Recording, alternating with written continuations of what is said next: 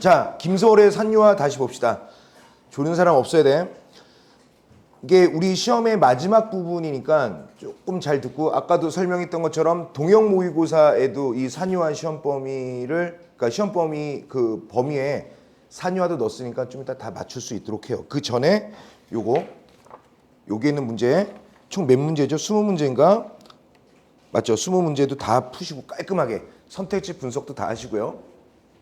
자, 산유화를 한번 읽어본다라는 수준인데 이거를 음보율로 끊어서 한번 해볼게요. 다시 아까 했던 거지만 다시 한번 봅시다. 산에는 꽃 피네, 꽃이 피네. 삼음보를 기준으로 한 덩이죠. 그 다음에 가을, 봄, 여름 없이 꽃이 피네. 이렇게 되면 삼음보율의 어떤 단위가 몇 덩이가 되는 거야? 두 덩이. 여기도요. 산에 피는 꽃은 한 덩이. 저만치 혼자서 피어있네.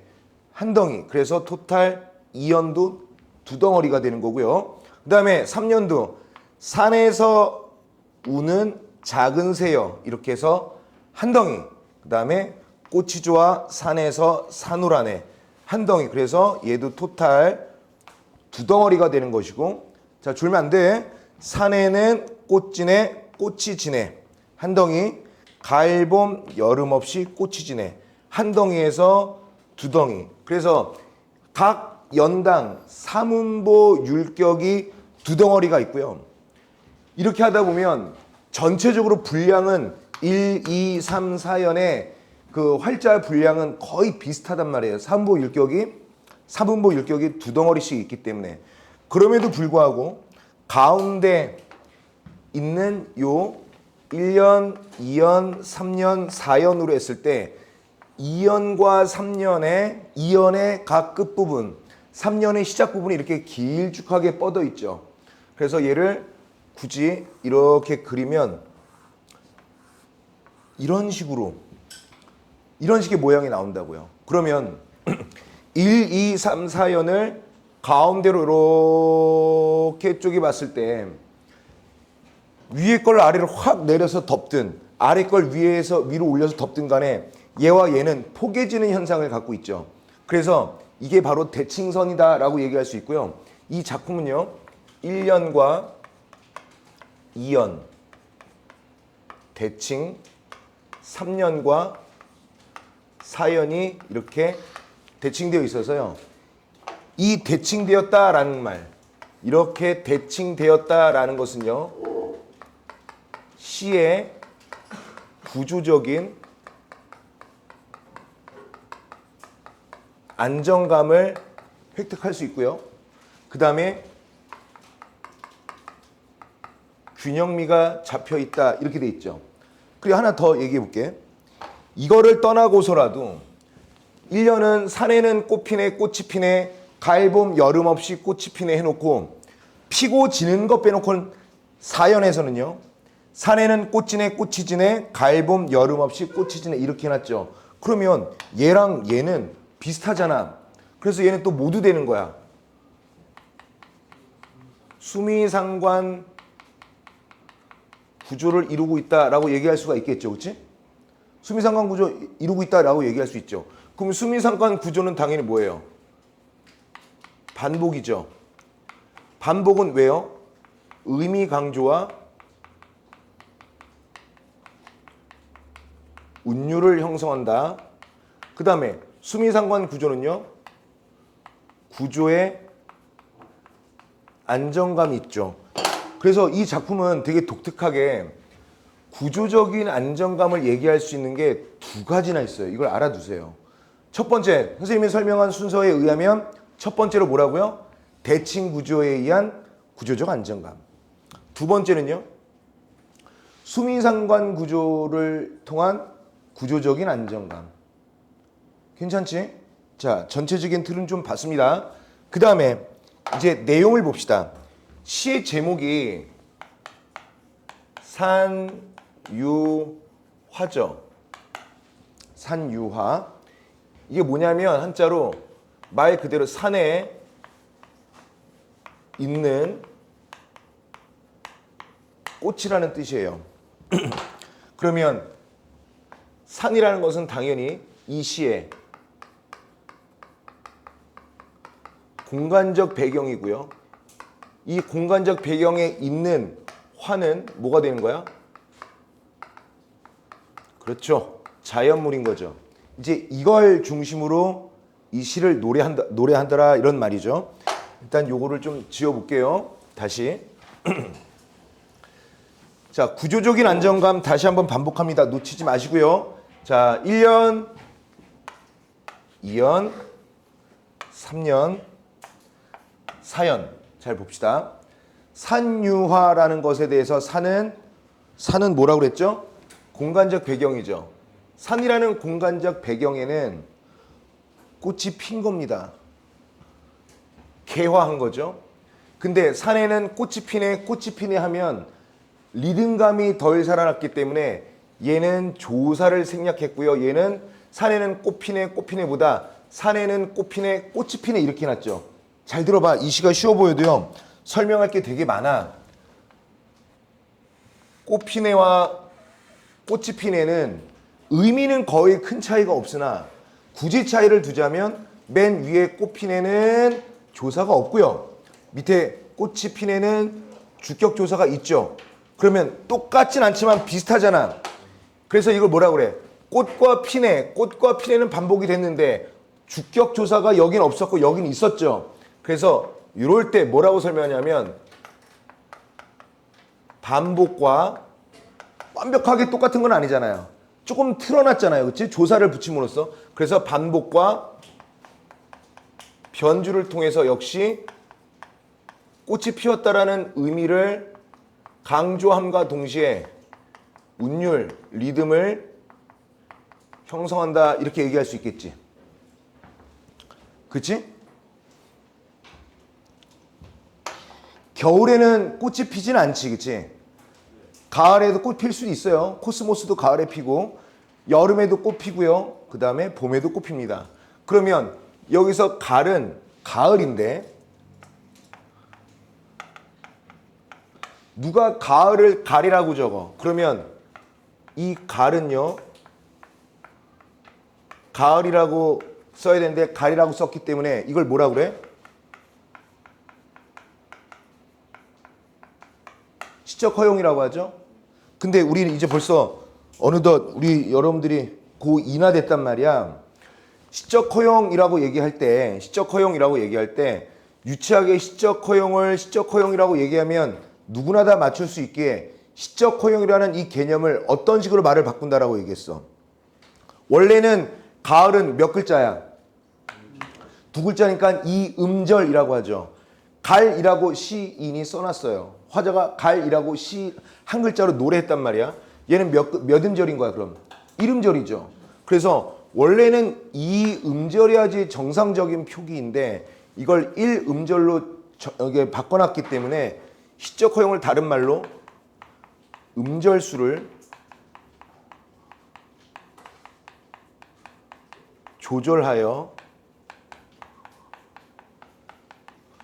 운율을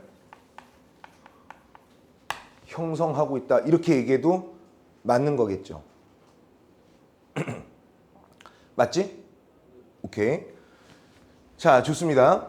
그러면 우리의 계절의 흐름의 순서에 따르면 일반적으로 봄, 여름, 가을, 겨울이라고 해야 되잖아.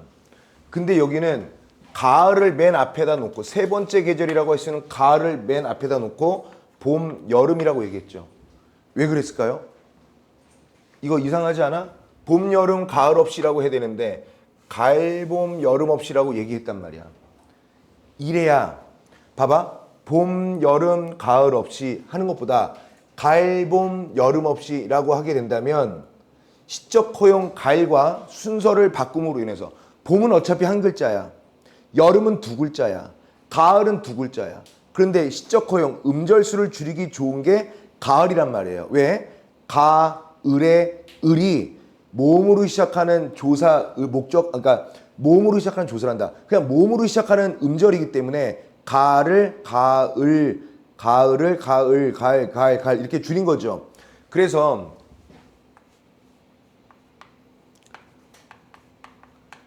사문보 율격을 잘 지키기 위해서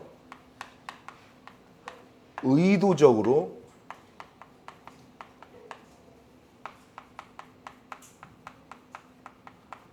계절의 순서를 바꿨다. 이게 중요한 거죠. 사문보 율격을 잘 지키기 위해서 의도적으로 계절의 순서를 바꿨다. 이거 되게 중요한 겁니다. 괜찮지? 괜찮죠? 자, 그리고 아까 제목인 것처럼, 제목에서 우리가 아까 언급했던 것처럼 산유화라고 한다면 산에 피는 꽃은 이 꽃이죠. 자, 이 저만치가 엄청 중요하죠.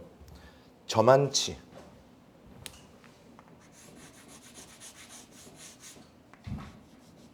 저만치. 어쩌면 이 시 전체에서 저만치라는 이 시어가 가장 중요할 겁니다. 학교에서는 어떤 식으로 설명해 주셨니? 저만치가. 아직? 저만치가 얼만큼이야? 1m야? 1kg야? 자, 선생님이 못 그리는 그림이지만 산이 이렇게 있습니다.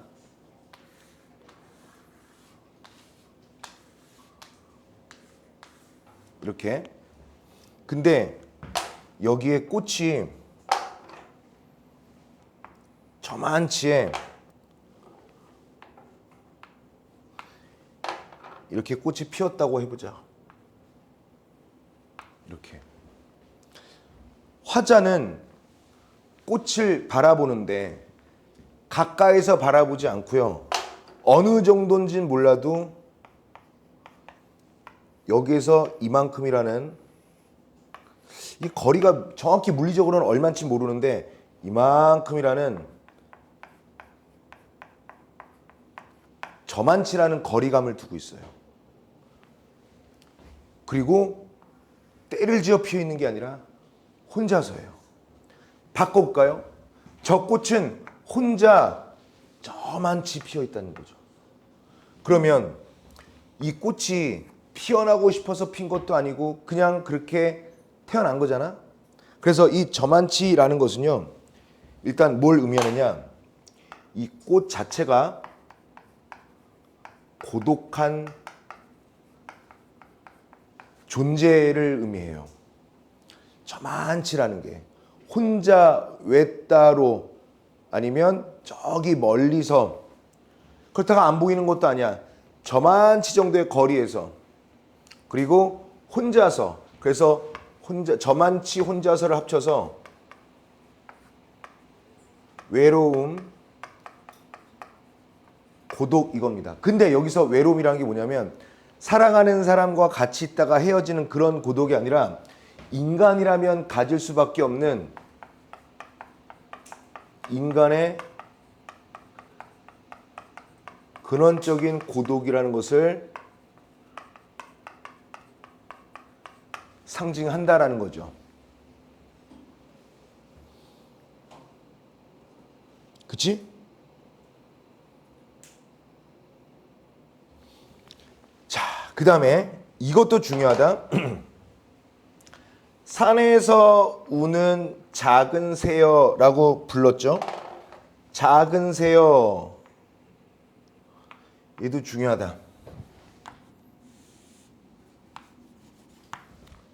그러면 새가 여기에 이렇게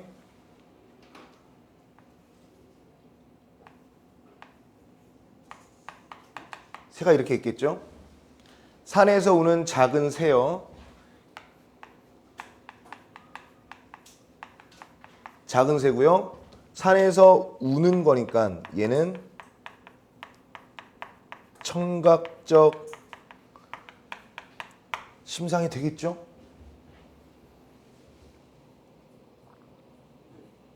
그러면 봐라. 자, 이렇게 있는데 새가 이렇게 한 마리 있는데요. 새가 작은 새요. 새는 꽃을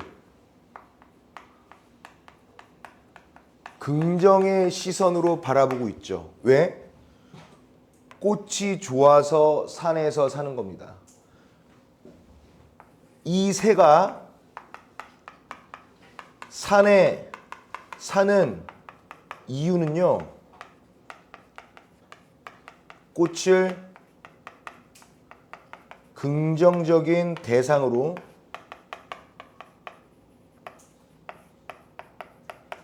여기기 때문입니다. 그러니까 꽃은 새를 어떻게 여기는지는 알 수는 없어요. 왜? 꽃은 의인화가 안 됐습니다. 꽃이 의인화됐어? 그냥 꽃은 꽃이죠. 근데 새는 꽃을 좋아한다라고 얘기했기 때문에 작은 새는요, 일단 의인화된 자연물이고요. 화자 또한 얘들아, 화자 또한 꽃을 긍정적인 시선으로 바라보고 있거든요. 그러면 화자의 정서와 새의 정서, 즉 새의 정서와 화자의 정서를 동일시한다라고 봤을 때 이렇게 되면 뭐가 결정되는 거야?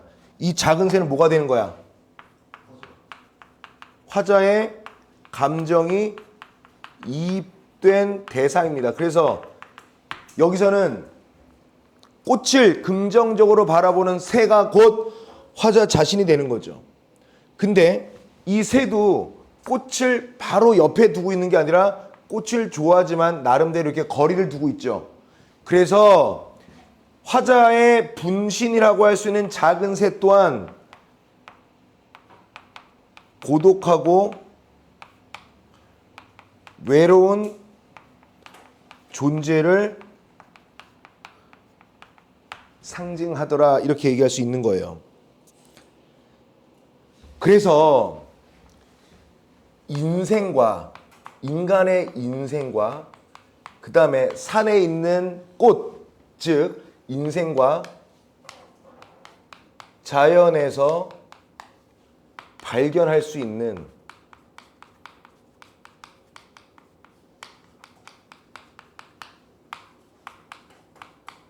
근원적인 고독을 노래하는 거예요. 이게 바로 이 시의 주제입니다. 마지막 볼까요? 산에는 꽃 지네, 꽃이 지네. 똑같아요. 가을, 봄, 여름 없이 꽃이 지네. 그러면 여긴 또 어떤 논리도 있어요. 꽃이 피었죠? 꽃이 피었죠? 꽃이 졌죠? 그래서 여기에서는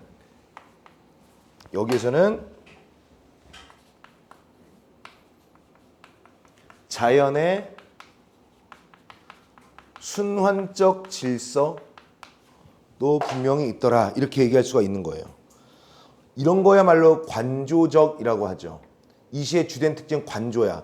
관조의 사전적 의미는 뭐냐면, 관조의 사전적 의미는 고요하고 차분한 마음으로 대상을 극히 바라봄, 이게 사전 찾으면 이렇게 나와 있어요. 그러니까 이 시는 화자가 꽃 저만치 피어있는, 저만치 외롭게 피어있는 꽃을 보면서 인간이란, 자연이란 근원적으로 고독한 존재인 것이구나 라고 얘기할 수 있죠.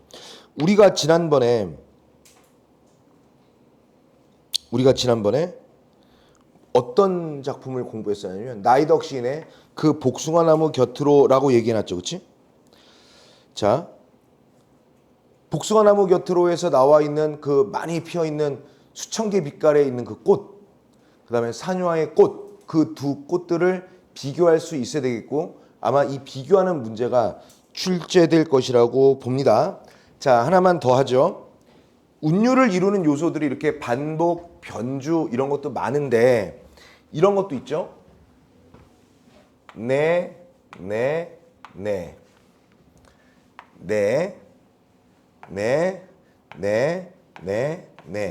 어때?